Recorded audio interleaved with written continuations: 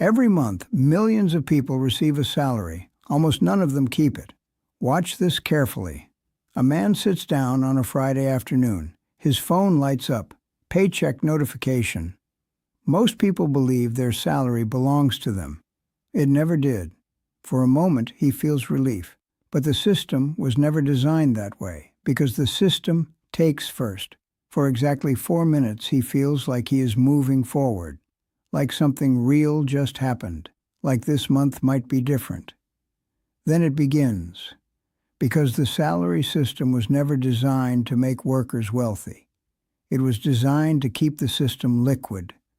The money does not stay. It never does. It passes through him like water through open hands. And the strangest part is not that it disappears. The strangest part is that most people never ask why it was designed this way in the first place. Stop there. Do not move past that word, designed. Because that is the conversation almost nobody is having. And this is the moment most people misunderstand the system. Because the problem was never discipline. The problem was structure. We talk about budgeting, we talk about saving more, spending less, we talk about cutting subscriptions and making coffee at home. But nobody steps back far enough to ask a more fundamental question. Not how do I keep more of my salary, but what is a salary actually for? That is a different question entirely. Let me take you somewhere for a moment. Imagine you are standing outside your own financial life, not inside it, panicking, calculating, stressing, outside it, looking at the structure the way you would look at the architecture of a building. Not the furniture inside, the walls, the foundation, the way the whole thing was put together. From that distance, something becomes visible that is invisible when you are living inside it. The salary was not built to accumulate. It was built to circulate. Now stay with that, because we are going to come back to it. But first, I want you to feel something familiar. The paycheck arrives. It hits the account. There is a number. It looks substantial for approximately 1 moment. Then, watch what happens in slow motion. Before you touch it, before you decide anything, before you make a single choice, the government has already taken its portion. You never saw that money. It was removed upstream before arrival as a condition of employment. You agreed to a salary. You received something smaller. This is not controversial. This is simply the structure. You open your banking application. You look at the number. You already know what comes next, the rent, or the mortgage. The largest single withdrawal. Gone. That money was never really yours either. You exchanged it for the right to occupy a space for 30 more days. 30 days from now, you will do it again. Then utilities, internet, insurance, the phone, the car payment, the loan. Each one a standing obligation. Each one a claim on your salary that was filed before this month even started. You did not decide these things today. You decided them 6 months ago, 12 months ago, 3 years ago. Every past decision you made created a future claim on money you had not yet earned. Do you see the structure now? Your salary arrives into a room that is already full of creditors. It does not belong to you yet. It belongs to the obligations you accumulated to maintain your current standard of living. You are the last person in line to receive your own paycheck. A man gets a raise, 10%. He exhales for the first time in months. He thinks the pressure will soften now. He is wrong, and this is not because he made poor decisions. This is because of something built into the mechanism itself. More money arrives, nothing changes, not because people are irresponsible, but because expenses have a biological relationship with income. They expand to match it. The bigger apartment feels justified now. The car payment that seemed impossible before suddenly seems manageable. The dining changes slightly. The subscriptions multiply. And within 8 months, the raise has been fully absorbed. The pressure is identical, only the numbers are larger. This is called lifestyle inflation. But that term makes it sound like a personal failure, a flaw in the individual, a character weakness. And that framing protects the structure from examination because the structure wants you to upgrade your expenses. The structure benefits from your upgrading. When you spend more, money moves. When money moves, the system functions. You are not failing at personal finance. You are functioning exactly as the system requires. The worker becomes the channel. That phrase is important. Stay with it. A channel is not a container. A container holds, a channel moves. Rivers are channels. Pipes are channels. Your salary, structurally speaking, operates as a channel. Money enters on one side, money exits on the other. The channel does not own the water. The channel facilitates movement. This is not a metaphor invented to disturb you. This is the mechanical reality of how wages function within a consumption-based economy. For the economy to grow, money must move. For money to move, people must spend. For people to spend, they must earn. And for them to keep spending at the appropriate rate, they must never quite accumulate enough to stop. Pause on that last sentence. For the mechanism to function, the worker must remain dependent on the next paycheck. Not suffering necessarily, not destitute, but dependent. Always 1 month away from needing the next payment. Always slightly behind the next obligation. This is not a conspiracy. Conspiracies require secret meetings and hidden agendas. What I am describing requires none of that.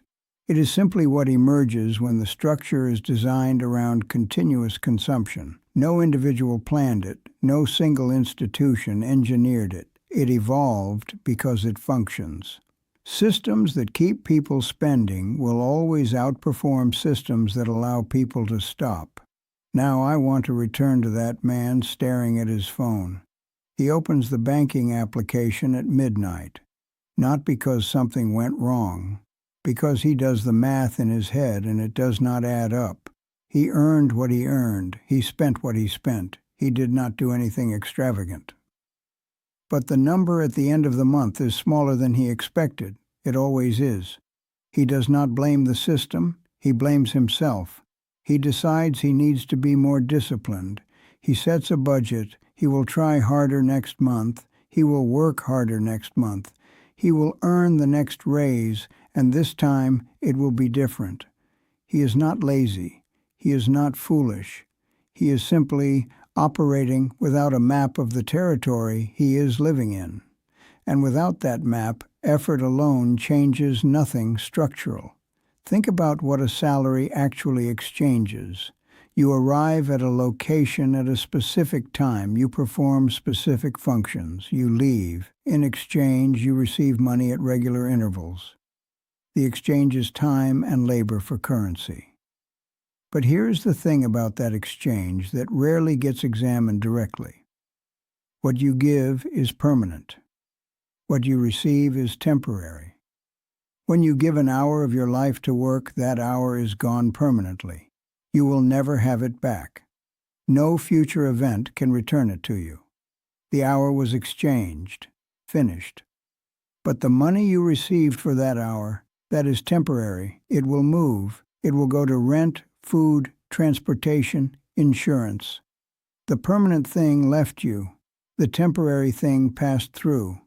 Time exits with no return. Money exits on schedule. This asymmetry sits at the center of the salary structure, and most people have never had it named directly. Another raise came. The pressure followed it, because the raise did not change the fundamental exchange. It did not grant ownership over assets. It did not alter the flow direction of money. It simply increased the volume of the current passing through the channel. More water moving through the same pipe does not make the pipe wealthier. The pipe facilitates more movement. That is all. When people talk about financial stress, they usually describe it as not having enough, not enough money, not enough month, not enough breathing room. But the structure of that stress is specific. It is not simply poverty.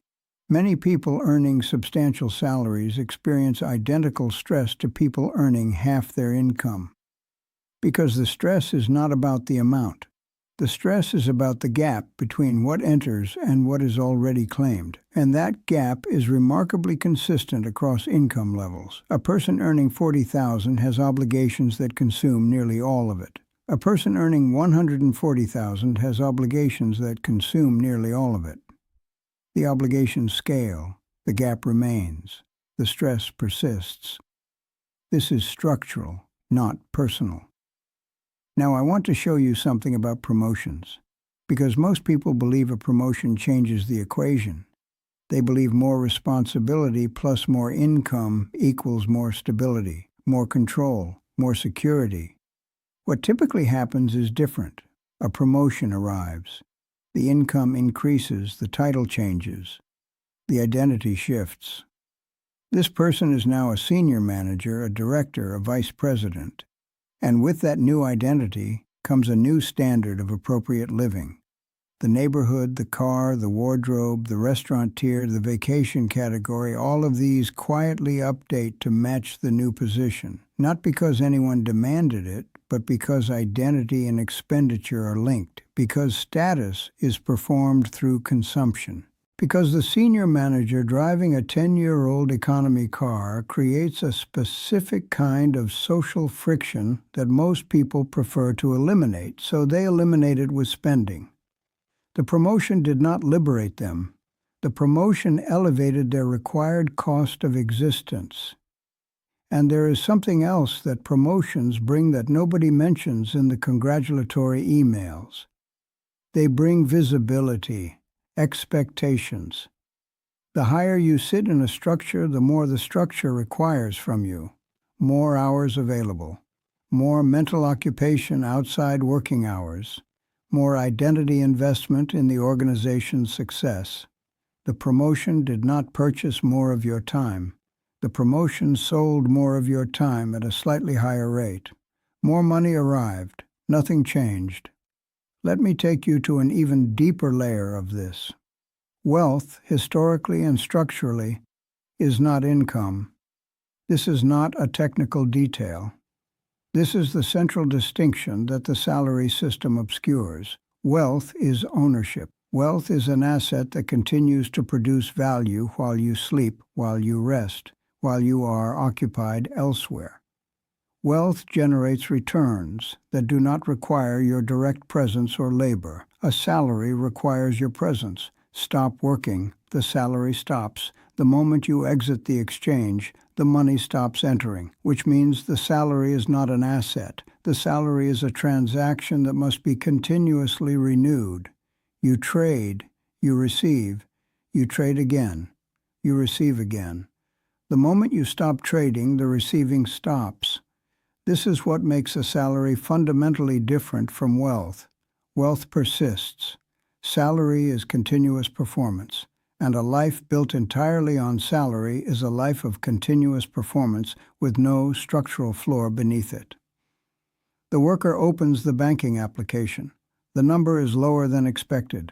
Again, he cannot identify exactly where it went. Nothing dramatic happened this month. No major purchases.